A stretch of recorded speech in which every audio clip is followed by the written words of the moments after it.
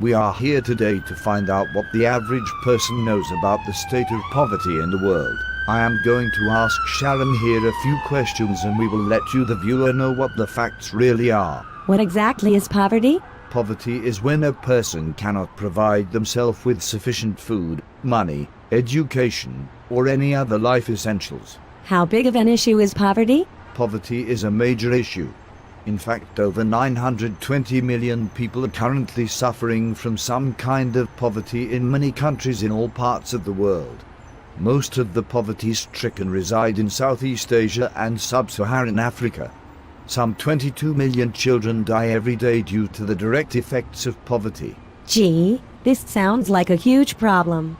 What exactly does all this mean? Well, we know that the world's population is growing at an exponential rate. We can also assume that the amount of people born into poverty is also growing at an equivalent rate. In fact, many of the world's largest poverty classes are located in very populous countries such as China and India. What can we possibly do to even begin to solve this crisis? Actually, there are many things all of us can do to help the situation. First of all, we must make the means of education to be more accessible to a larger percentage of the impoverished. Better education leads to better jobs, which in turn leads to more money, which is a stepping stone to climbing out of poverty. I was not aware that their educational opportunities were so limited. What else do we all need to do?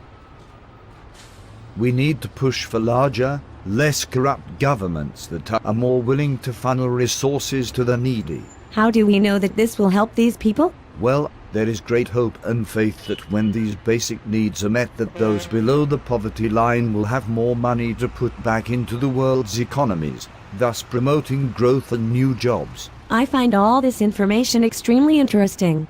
I'm curious though. Is there anything else that can be done? We need to have a better distribution of the world's wealth.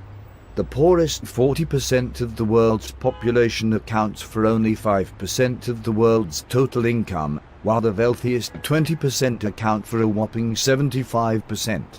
It's not just monetary wealth either. The use and consumption of natural resources is vastly out of balance. The bottom 20% consume about 1.5% of available natural resources.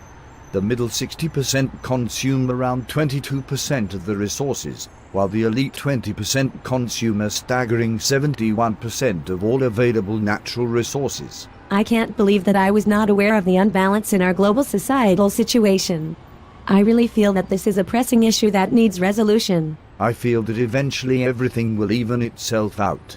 What we need to focus on for now are the key issues that I just presented, and it is imperative that we all work together to bring back the middle class and that no one need worry about where their next meal is going to come from or how to maintain something as simple as electricity and access to medical care. Thank you very much for your time, Sharon.